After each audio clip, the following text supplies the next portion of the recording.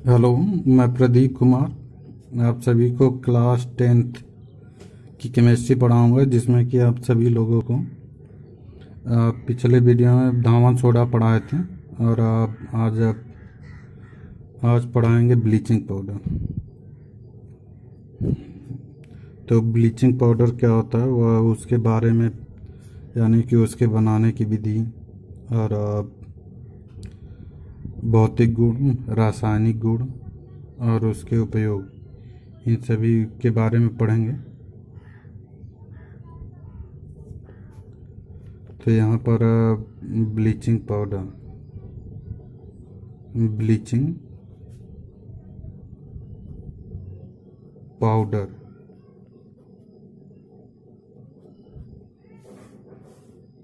Bleaching powder. इस आप यहाँ पर इसका सूत्र लिखेंगे तो यहाँ पर सूत्र हो जाएगा CaOCl2, या इसको कहते हैं CaOCl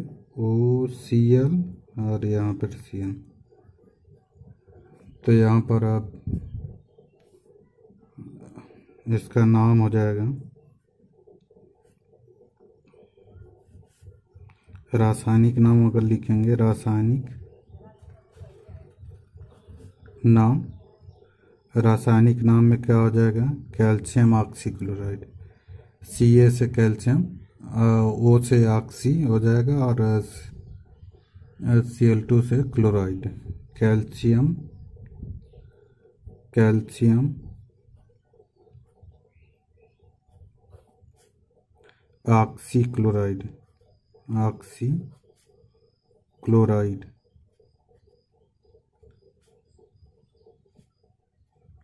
कैल्शियम ऑक्सीक्लोराइड बोलेंगे इसको।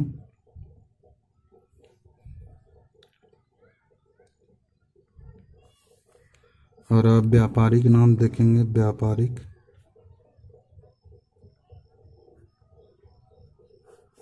व्यापारिक नाम देखेंगे तो यहाँ पर हो जाएगा ब्लीचिंग पाउडर, विरंजक चूर्ण इसको बोलेंगे,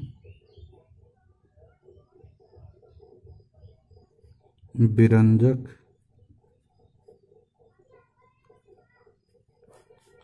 चूर्ण।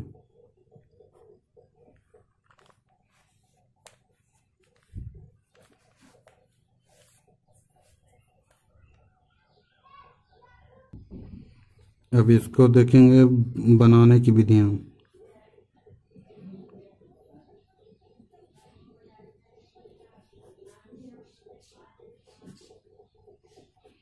बनाने की विधियां में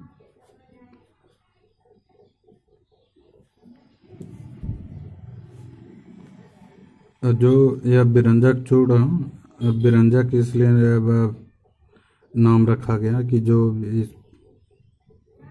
जिस पदार्थ भी इसमें यह पड़ता है वह उसका रंग उड़ा देता है। तो बनाने की विधियां में यह बूझे चूने पर क्लोरीन गैस प्रवाहित करते हैं तो यह विरंजक चूर्ण प्राप्त होता है। तो यहाँ पर हो जाएगा CaOH का टॉस प्लस Cl2, यहाँ पर बनेगा CaOCl2 प्लस H2O। यह ब्लीचिंग पाउडर प्राप्त होगा, ब्लीचिंग पाउडर प्राप्त होता है। और यहाँ पर यह चूने का पानी है,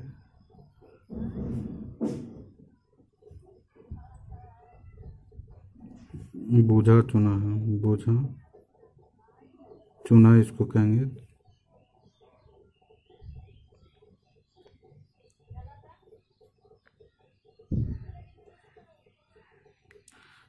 तो बूझे चूने पर क्लोरीन गैस प्रवाहित करने पर ब्लीचिंग पाउडर प्राप्त होता है। तो यहाँ पर हो जाएगा शुष्क बूझे चूने पर, शुष्क बूझे चूने पर क्लोरीन गैस प्रवाहित करने पर, क्लोरीन गैस प्रवाहित करने पर, प्रवाहित करने पर शुष्क बूझे चूने पर, क्लोरीन गैस प्रवाहित करने पर ब्लीचिंग पाउडर प्राप्त होता है। ब्लीचिंग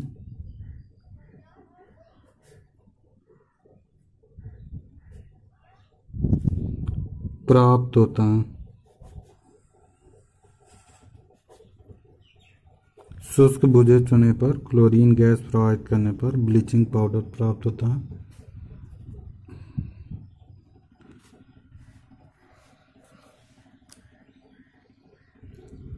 इसके बाद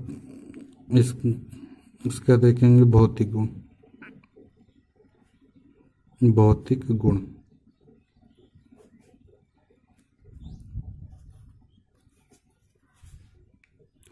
भौतिक गुण में क्या होता है कि जो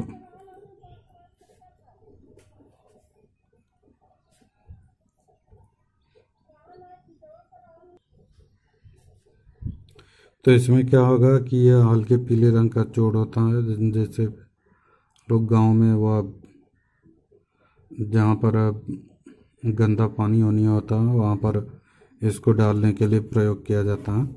तो यह कीटनाशक दवा होता है और इसका जो रंग होता है वह हल्के पीले रंग का होता है। तो यह हल्के पीले रंग का, हल्के पीले रंग का चूर्ण होता है। चूर्ण होता है। और दूसरा है, इसमें क्लोरीन की गंध आती है। इसमें क्लोरीन है, इसकी वजह से इसमें क्या होती है, गंध आती है। तो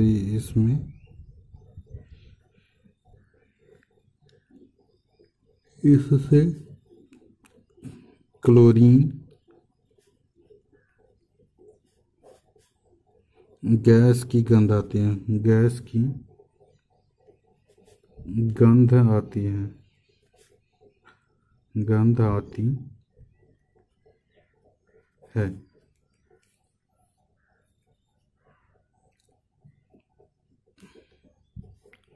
और तीसरा होता है, यह जल में अल्प विलेय होता है।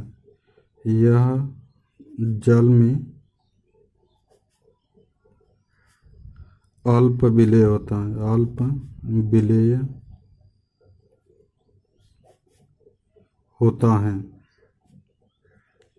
यह जल में अल्प विलेय होता है।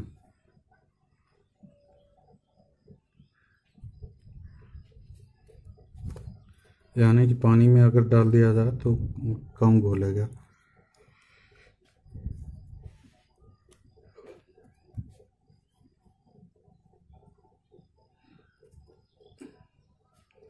तो जो विरंजक चूर्ण होता है, यानी कि उसको देखेंगे तो यह हल्के पीले रंग का चूर्ण होता है और इससे हमेशा क्लोरीन की गंध निकलती रहती है।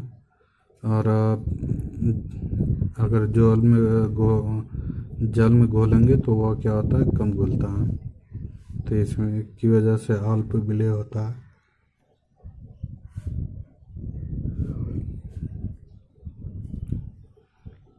Chemical property, chemical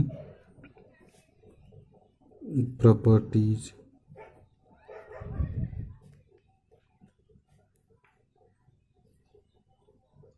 chemical properties मतलब कि रासायनिक गुण। रासायनिक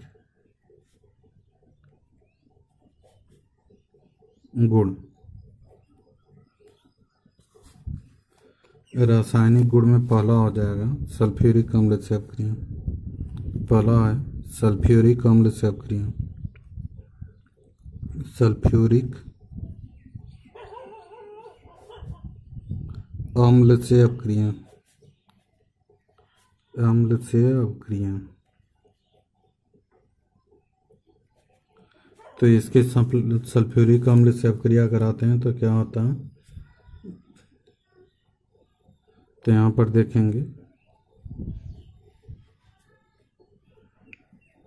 पहला होगा H2SO4 की अधिक मात्रा में, अधिक मात्रा में।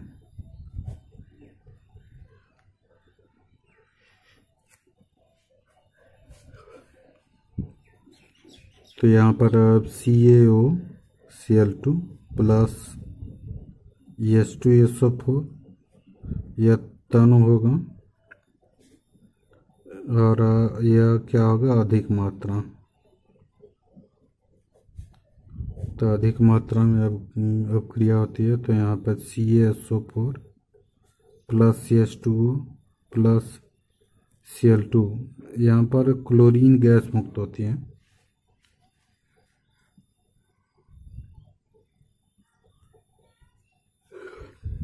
यहाँ पर क्या होगा, क्लोरीन गैस मुक्त होता है, तो यानी कि ब्लीचिंग पाउडर की तनु सल्फ्यूरिक अम्ल की अधिक मात्रा में अगर अब क्रिया कराते हैं तो क्लोरीन गैस मुक्त होता है।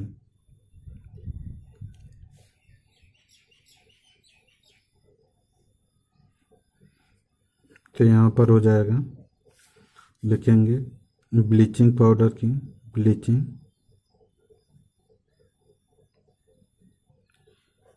पाउडर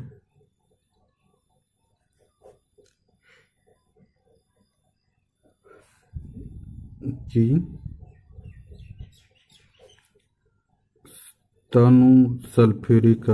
तनु सल्फ्यूरिक अम्ल की अधिक मात्रा में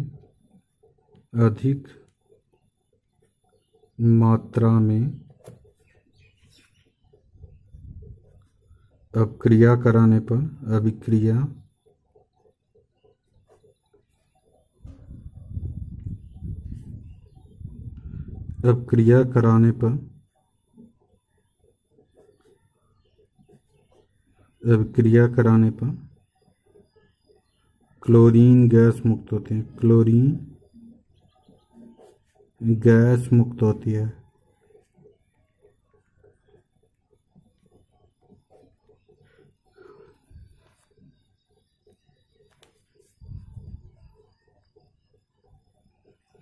ब्लीचिंग पाउडर की तनु सल्फ्यूरिक अम्ल की अधिक मात्रा में अगर आप क्रिया कराते हैं तो यह कैल्शियम सल्फेट यानी कि सामान्य लौड़ प्राप्त होता है, जल प्राप्त होता है और क्लोरीन गैस मुक्त होती है। तो यहाँ पर CaSO4 बन जाएगा और यहाँ CH2O बन जाएगा और यहाँ पर Cl2 बचेगा, वहीं बाहर निकल जाता है। तो इसी की वजह से हमेशा इस क्लोरीन गैस की गंध निकलती रहती है।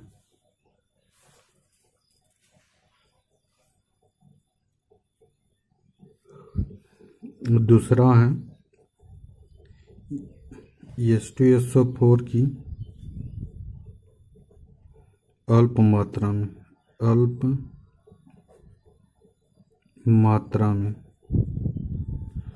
तो अल्प मात्रा में आप क्रिया कराते हैं तो क्या होता है,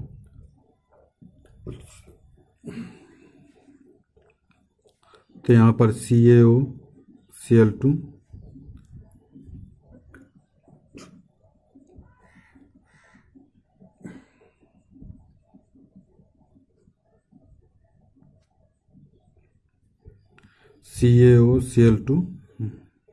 प्लस H2SO4 यह तनु विलयन होगा अल्प मात्रा।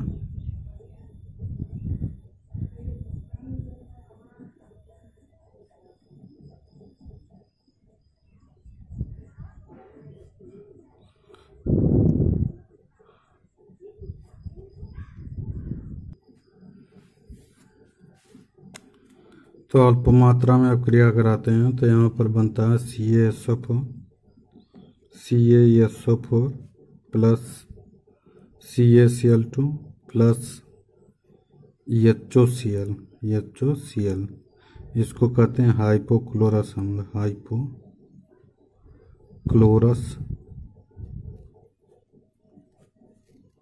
अम्ल। और यह हाइपोक्लोरस अम्ल HOCl फिर से टूटता है तो यह HCl प्लस यह नवजात ऑक्सीजन प्राप्त होता है। नवजात ऑक्सीजन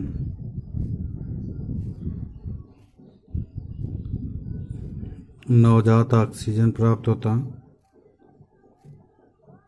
जो कि किसी भी पदार्थ को क्या करता है, ऑक्सीकृत कर देता है। तो यहाँ पर हो जाएगा जो रंगीन पदार्थ होता है यह ऑक्सीकृत कर देता है, तो यह बनता है रंगहीन पदार्थ। रंगहीन पदार्थ यानी कि अगर या तानु सल्फ्यूरिक अम्ल की कम मात्रा हो तो ब्लीचिंग पाउडर से क्रिया कराने पर यह पहले हाइपोक्लोरस अम्ल बनता है, जो कि हाइपोक्लोरस अपघटित होकर नवजात ऑक्सीजन देता है। और यह नवजात ऑक्सीजन क्या करता है, किसी भी रंगहीन पदार्थ में क्या करता है, ऑक्सीकृत कर देता है। तो इस प्रकार से जैसे ऊन होता है, वो ऊन को भी यह क्या करता है, उसका रंग उड़ा देता है।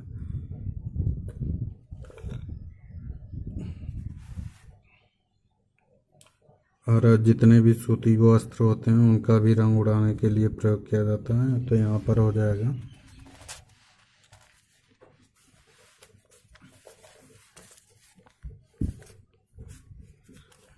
कि ब्लीचिंग पाउडर की ब्लीचिंग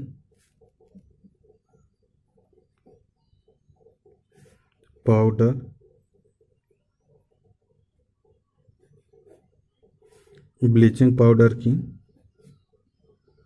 तानु सल्फ्यूरिक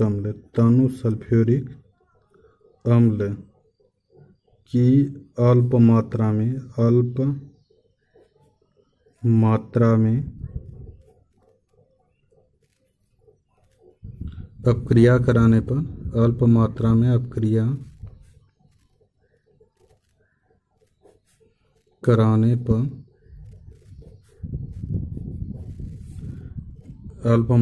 अपक्रिया कराने पर हाइपोक्लोरस अम्ल प्राप्त होता है। हाइपोक्लोरस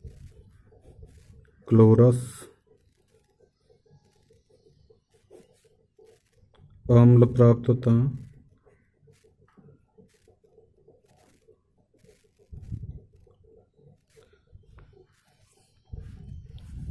जिसके अपघटन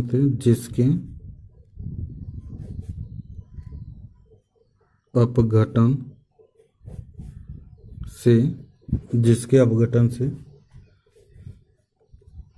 ऑक्सीजन गैस निकलती है। ऑक्सीजन गैस निकलती है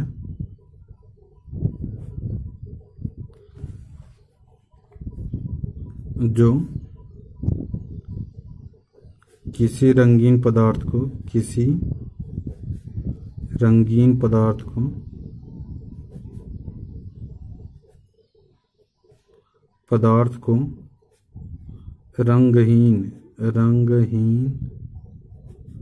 पदार्थ में परिवर्तित कर देता है। पदार्थ में परिवर्तित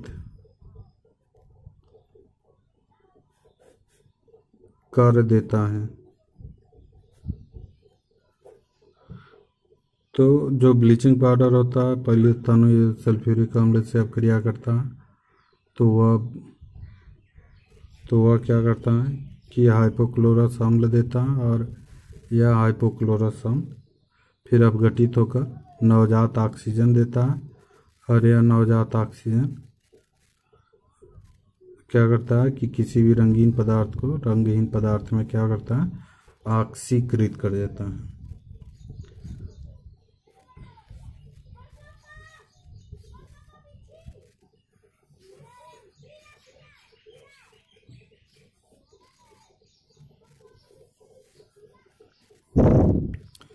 दूसरा है कार्बन डाइऑक्साइड से अपक्रिया। CO2 से अभिक्रिया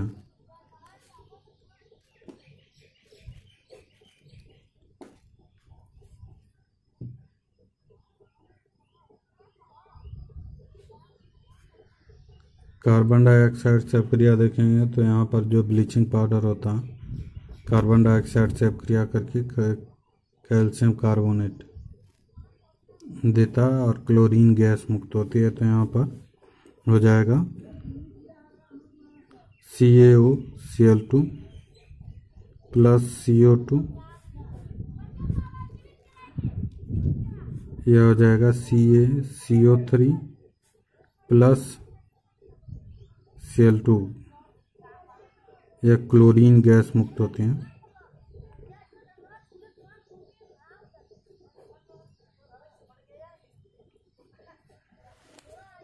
तो ब्लीचिंग पाउडर की कार्बन डाइऑक्साइड से क्रिया कराते हैं तो यह क्लोरीन गैस मुक्त होता है।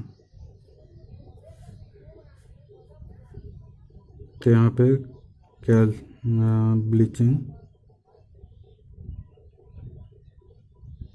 ब्लीचिंग पाउडर की कार्बन डाइऑक्साइड से अभिक्रिया कराने पर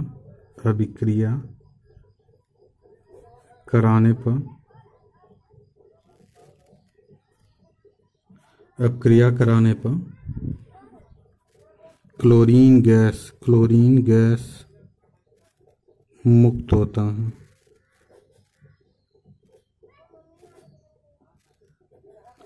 क्लोरीन गैस मुक्त होता है।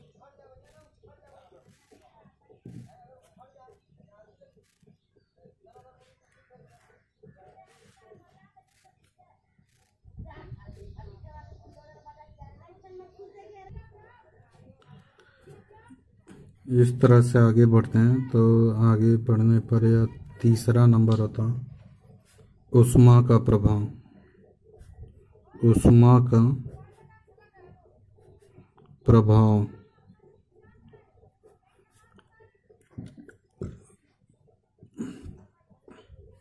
ऊष्मा के प्रभाव में देखेंगे तो जो ब्लीचिंग पाउडर आप को गर्म करते हैं तो यह धीरे धीरे क्या करता है कि कैल्शियम क्लोराइड और कैल्शियम क्लोरेट में अपघटित हो जाता है। तो यहाँ पर CaOCl2 यह इसको गर्म करते हैं तो गर्म करने पर यह धीरे धीरे CaC और CaClO3 का ट्वाइस कैल्शियम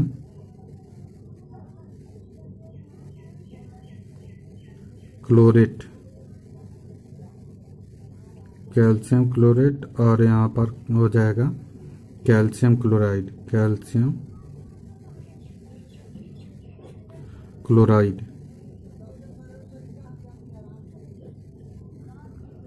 तो कैल्शियम ब्लीचिंग पाउडर को गर्म करते हैं तो यह कैल्शियम क्लोराइड और कैल्शियम क्लोरेट में क्या होता है कि यह अपघटित हो जाता है। तो यह bleaching powder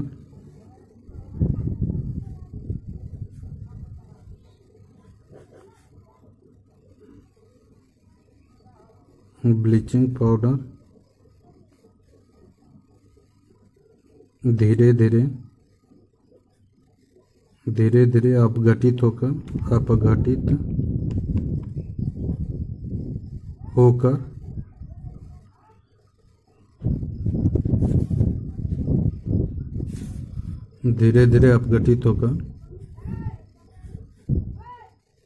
calcium chloride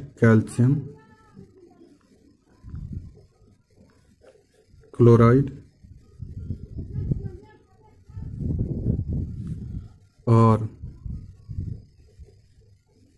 calcium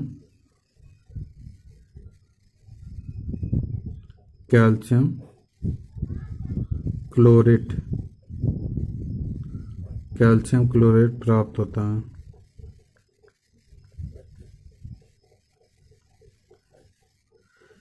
calcium chloride और कैल्शियम क्लोरेट प्राप्त होता है।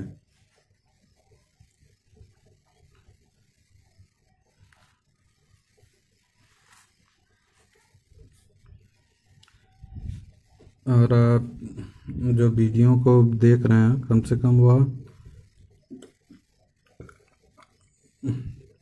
जो वीडियो को सब्सक्राइब नहीं किए हैं सब्सक्राइब कर लें, ताकि जो भी वीडियो अब यूट्यूब पे अपलोड होता है तुरंत आपके पास पहुंच जाए।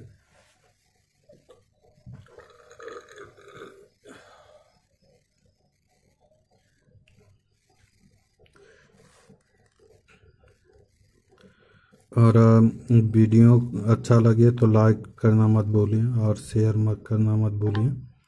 तो यहाँ पर अगला पॉइंट होगा ऑक्सीकारक गुण, चौथा होगा ऑक्सीकारक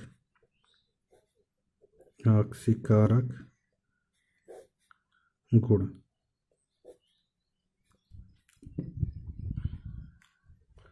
तो ऑक्सीकारक गुण में देखेंगे तो यहाँ पर हो जाएगा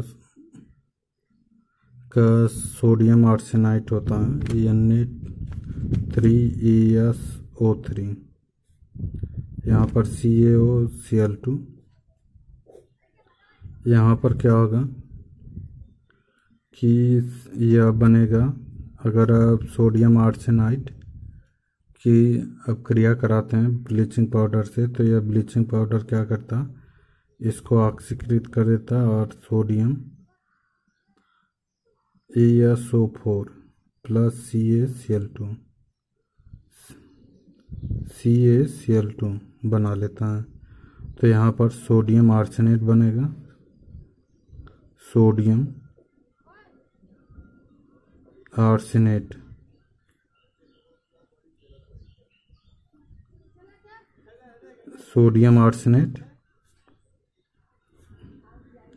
और यह हो जाएगा सोडियम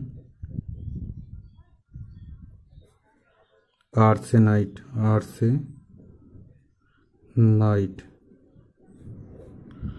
तो यहाँ पर देख रहे हैं यह जो ऑक्सीजन है इसमें आके जुड़ जा रहा है। तो यहाँ पे 3 है तो यहाँ पे 4 है। तो ऑक्सीजन का यहाँ से ऑक्सीजन क्या हो रहा है, जुड़ रहा है। तो यह क्या करेगा, ऑक्सीकारक का कार्य करता है। यानी कि जिस पदार्थ से ऑक्सीजन निकलता है तो उसमें अपचयन होता है और अपचयन होने के कारण उसको क्या कहते हैं, ऑक्सीकारक पदार्थ कहते हैं। तो यह जो कैल्शियम ब्लीचिंग पाउडर है इससे ऑक्सीजन निकल के इसमें जुड़ जा रहा है। तो यह Na3ESO4, यहाँ पर एक ऑक्सीजन की वृद्धि हो जा रही है। तो यह क्या होगा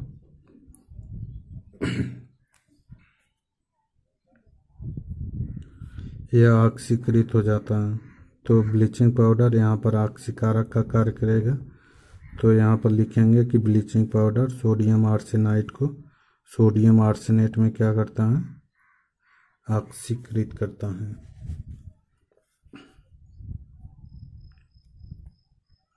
ब्लीचिंग पाउडर सोडियम आर्सेनाइट को सोडियम आर्सेनाइट को सोडियम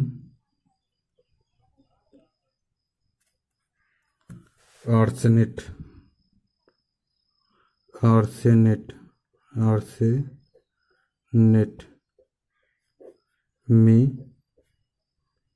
ऑक्सीकृत करता है, ऑक्सीकृत कर देता है।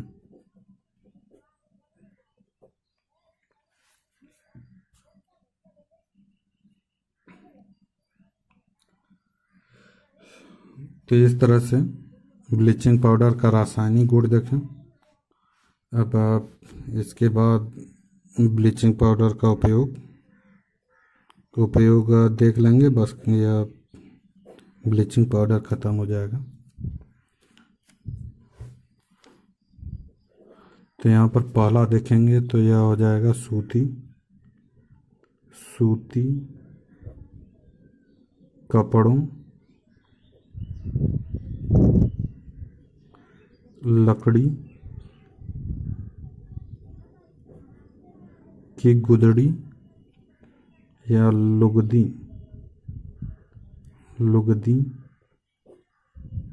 आदि का रंग उड़ाने में। तो यह जो सूती कपड़ा होता है और लकड़ी की लुगदी होती है, उस पे अगर डाल देंगे तो यह क्या होता है, रंग उसका उड़ जाता है। दूसरा आता है रोगाणुनाशक के रूप में। रोगाणुनाशी के रूप में।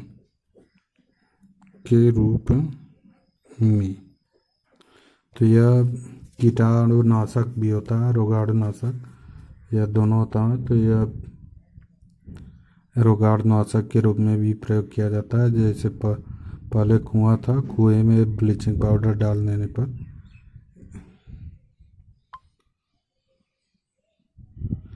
ब्लीचिंग पाउडर डाल देने से वह क्या होता था कि उसमें के जितने भी कीटाणु होते थे वह मर जाते थे।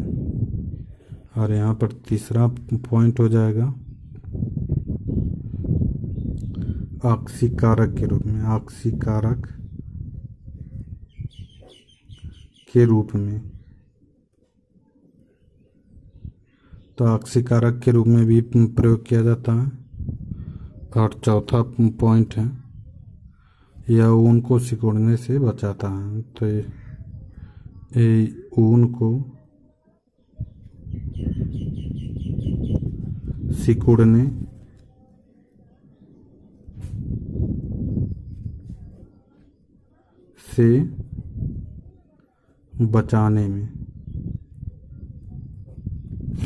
से बचाने में,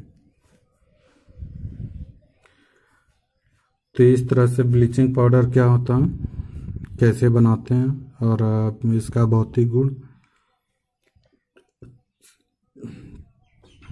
और रासायनिक गुण, और इसका उपयोग क्या क्या उपयोग होता है, यानी कि रंग उड़ाने में भी प्रयोग किया जाता है।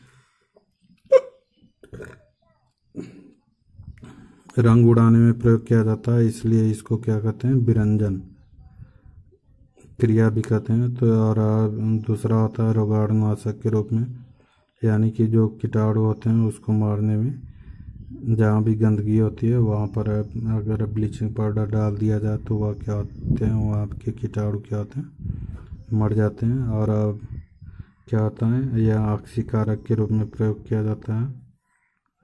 और यह ऊन को सिकुड़ने से बचाने में भी प्रयोग किया जाता है। तो इस तरह से ब्लीचिंग पाउडर हम लोग पढ़ लिए और यह ख़त्म भी हो गया। और नेक्स्ट रीडिंग अगले वीडियो में। Thank you.